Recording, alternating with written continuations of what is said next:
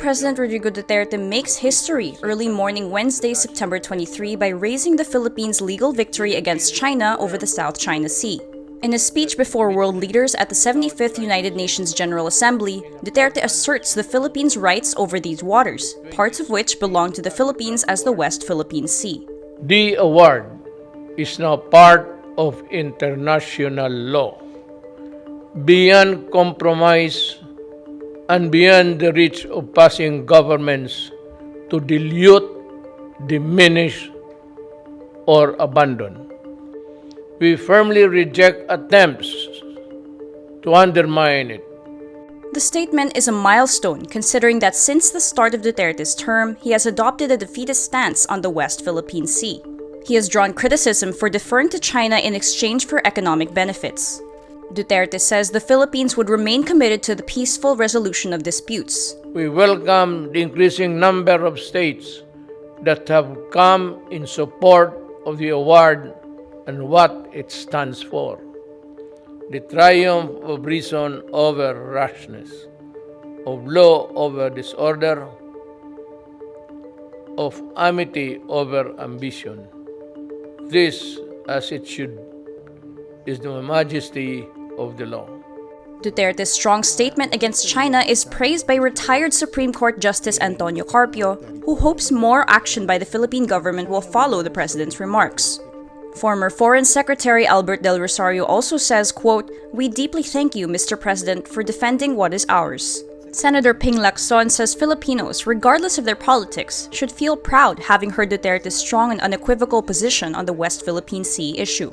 Senator Ralph Recto meanwhile commends the team who wrote the president's speech and says Duterte should speak with the same degree of clarity when addressing the country.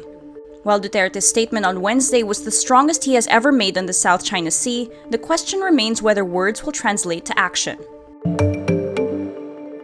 Former House Speaker Pantaleon Alvarez tags the coronavirus pandemic response of President Rodrigo Duterte as a failure.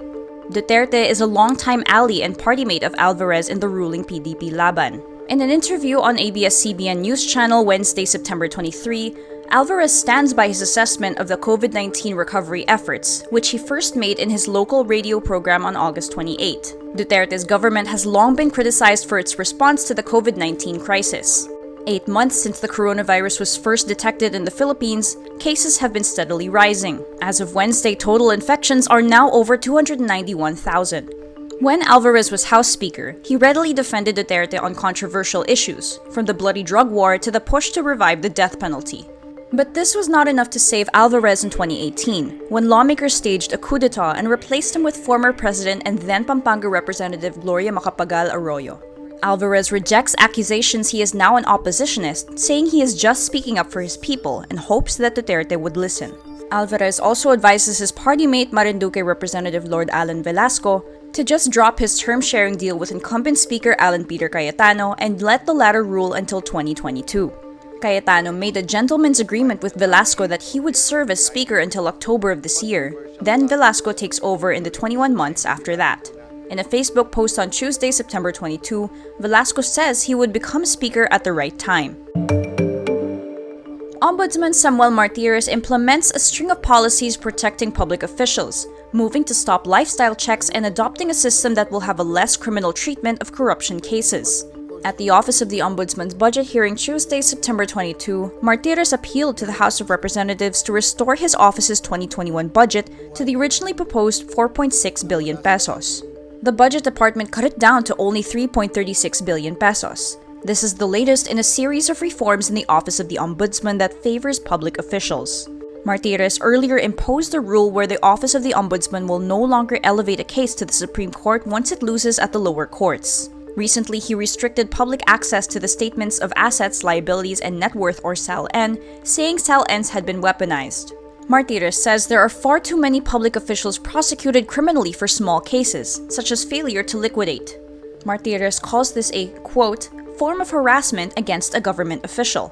The Ombudsman says public officials who missed deadlines for liquidating their expenses often got around to accomplishing the tasks anyway, but by then, political foes already use audit reports against them. Martires asks, if an official handles his money well and is able to buy an expensive car, why should we meddle in their lives? Lifestyle checks are supposed to be triggered when an official's lifestyle seems to be beyond his income. Facebook removes 2 networks from the Philippines and China for violating its policies on coordinated inauthentic behavior. In a blog post on Tuesday, September 22, Facebook's head of security policy Nathaniel Glacier says the removal was due to the behavior of the networks and not the content of the posts made. Facebook says the removed Philippine network had links to the Philippine military or police. The military and police issue separate statements denying any link to the accounts. The Philippine network was made up of 57 Facebook accounts, 31 pages, and 20 Instagram accounts with coordinated inauthentic behavior focused on a Philippine audience. The Filipino network was posted in English and Filipino about local news and events including domestic politics, military activities against terrorism, the anti-terrorism bill, criticisms of communism, youth activists and the opposition, the Communist Party of the Philippines, and its military wing, the New People's Army. Meanwhile, the Chinese network's activity focused primarily on the Philippines and Southeast Asia more broadly, and also on the United States. Facebook added to the clusters of connected activity used fake accounts to pose as locals in the countries they targeted. The network liked and commented on other people's posts about naval activity in the South China Sea, including US Navy ships.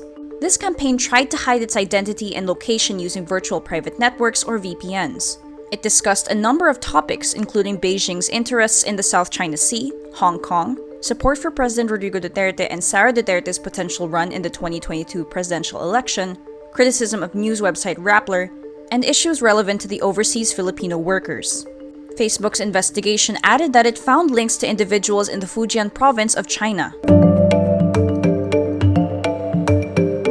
A graphic comparing Manila Bay during the past 5 administrations before the term of President Rodrigo Duterte is false. The graphic is divided into 2 parts. The top portion is labeled Manila Bay before and contained images of former Presidents Noynoy Aquino, Gloria Macapagal Arroyo, Joseph Estrada, Fidel Ramos, and Corazon Aquino, on top of a photo of Manila Bay covered in trash. The bottom section was labeled Manila Bay Now After 30 Years and contained a photo of Duterte over a photo of cleaned up Manila Bay.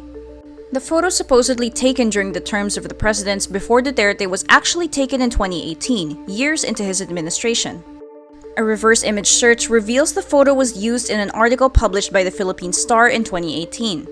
Earlier, Rappler also fact-checked another claim that made use of the before photo, which misrepresented it as one taken during the term of former President Noynoy Aquino. The white sand beach has drawn criticism for its use of dolomite, which experts say may be hazardous to health.